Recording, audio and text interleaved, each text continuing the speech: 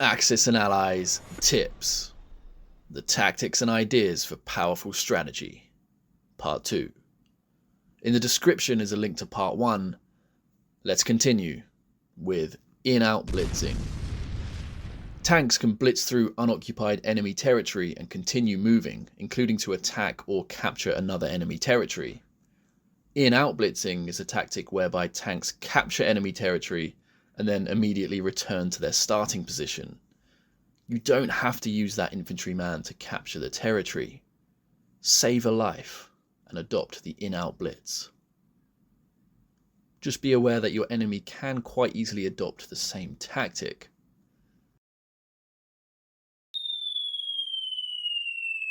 Don't do bombing raids, or at least don't rely on them as part of your main strategy. This is something I used to do a lot, especially as the Allies. The idea was to bomb the crap out of the enemy factory, slowing down their military production in exchange for a few bombers. But this approach is one of pure luck, and you'll simply be better off using those bombers for other purposes. I'm not saying never do bombing raids because they can be very effective. I'm saying bombing raids are probably better suited for the end game when you already have the upper hand, and are not as well suited for the early game as a means to gain the upper hand. If your factory, worth 10, has been bombed for 3 damage, you can still produce 7 units there. If you're planning on producing only 7 units or less, then there's no immediate need to repair it, so feel free to save the IPCs and put them towards something more useful. However, a trap I've fallen into in the past is forgetting my factories have been damaged, which means I end up building more units than I'm actually allowed to place, so be aware of that. Stating the obvious here, but only buy the units you're actually going to need and are actually able to use on your next turn. Don't buy units for the sake of it, or just because you've got the spare IPCs. Your purchases will often need to be carefully considered and calculated with the long term in mind. Again, to quote Don's essays, poor purchasing will limit your options and subsequently give more options to your opponent. Your purchasing must reflect your tactical goals and at the same time limit your opponent's options. Any player death that occurs on or before turn 7 is likely a result of poor purchasing habits. Knowing which units to produce will come with experience, but here are some tips I can offer you. Infantry are easily the best units on defense in terms of relative cost and power. Regardless of how much money you have to spend, buying purely infantry is going to get you the best defensive bang for buck. Artillery and infantry paired are easily the best and most cost-effective units for offensives. For example, if we had 60 IPCs, we could build 9 infantry and 8 artillery, or 10 tanks. And to compare the relative power of each of these builds, we'll have the infantry and artillery attack the tanks, and as we can see, it's absolutely no contest. Many players tend to think pairing infantry and artillery 1-to-1 is the best way to go, but interestingly, it's actually just as effective, if not slightly better, to pair them in a 2-to-1 ratio. If you've got a set number of transports to fill for an amphibious assault, then you're better off pairing the infantry with tanks rather than artillery, as these examples show. You're probably never going to need to buy an AA gun. I did a whole video on AA guns which you can find on my channel if you're interested. Tanks are incredibly useful and awesome units. Their main strength is their movement range of 2 spaces. This makes them highly flexible units, able to quickly catch up to the front line, reposition and retask, and threaten more frontline territories than infantry and artillery can. However, if none of those are a priority for you, then tanks might not be the best option to go for because of their weaker cost effectiveness. Fighters are even more flexible than tanks, having twice the movement range, being able to attack on both land and sea, land on carriers. They have the best defensive value at 4 or less, and they will play an essential role in your war effort both offensively and defensively. Their movement range allows them to project power over a vast sphere of influence, threatening multiple targets at once and giving you a wealth of options for possible attacks on your turns. However, like how tanks are more flexible but less cost effective than infantry and artillery, fighters are more flexible but less cost effective than tanks, at least in battle. 30 IPCs can get you 3 fighters or 5 tanks, and as we can see, the fighters have absolutely no chance at all. If we throw in an infantry artillery build for the same price just to compare, it's clear that they are by far the best units for both offensive and defensive battles. But this assumes that you have enough time to actually get them into the fight, because with a movement of 1, they take a long time getting anywhere on foot. Bombers are also epic units that have the best attack value and range. Every power, except maybe Russia, will find the purchasing of 1 or more bombers extremely useful to help in winning battles. Because of their mega range of 6 spaces and hitting at 4, their power projection is unrivaled, and nations like the USA can use bombers to get units into the fight quickly. However, they are expensive, and it's a similar story to fighters and tanks. If we compare their relative cost and attack power to infantry, artillery, and tanks, we can see that they are not optimal. And because bombers are garbage at defending, they are, in my opinion, less useful overall than fighters, but that might be a matter of personal preference. Both fighters and bombers are incredibly useful as they can help capture territory and then retreat away from the dangers of the front line. Ground units like tanks don't have this privilege and must advance into newly captured territory where they may be left vulnerable. Remember this, it might only cost you 2 infantry to capture that territory, but if the enemy wipes you and your tanks out in a counterattack, then ultimately that initial attack has costed you all of those units. Don't lose tanks in this way wherever you can avoid it. You pay extra for planes for the privilege to take out the enemy and then retreat after.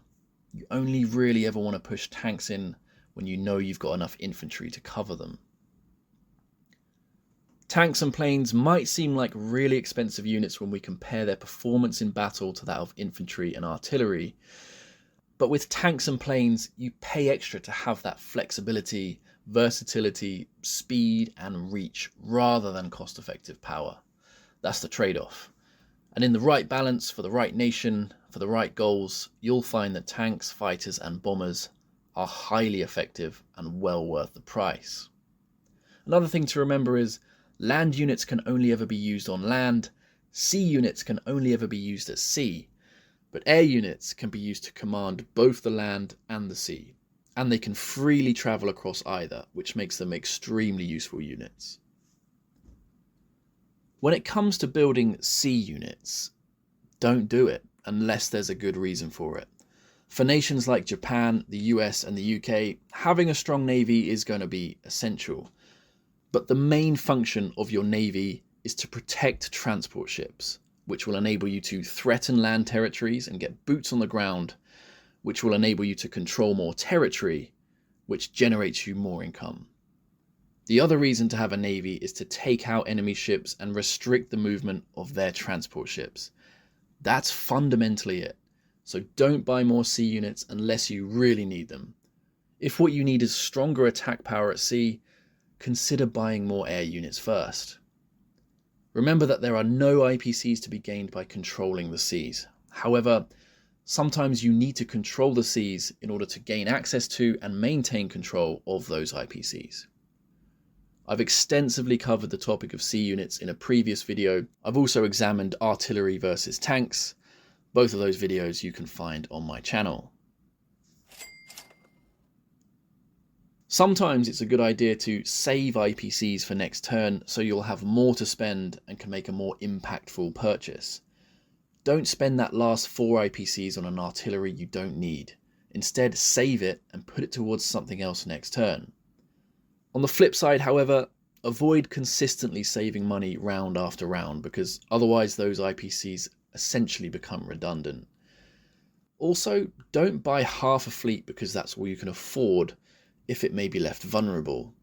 Instead, save up IPCs for a round and then put down a full solid navy. Here's an example of effective IPC saving. As the USA, you may find you need to fill 6 transports for next turn. That's 48 IPCs worth of units. If you're only collecting 40 IPCs a turn, you can save 8 IPCs so that you'll have a total of 48 for next go. Furthermore, if you know you'll be capturing a territory with a value of 2, then you'll only need to save 6 IPCs since you'll be bumped up to 42 on the tracker by the end of your turn.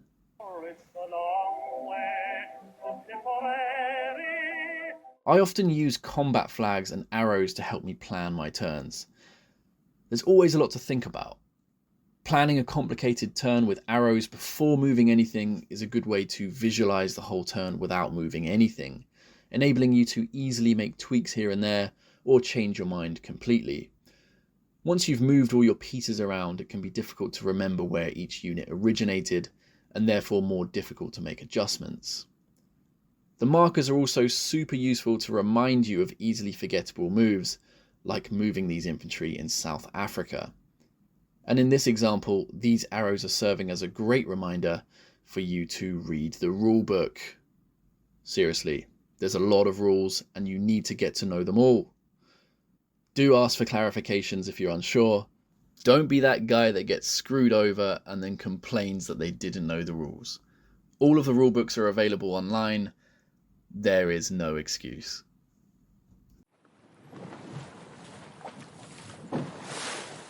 Transports are incredibly useful to move land units around the board quickly.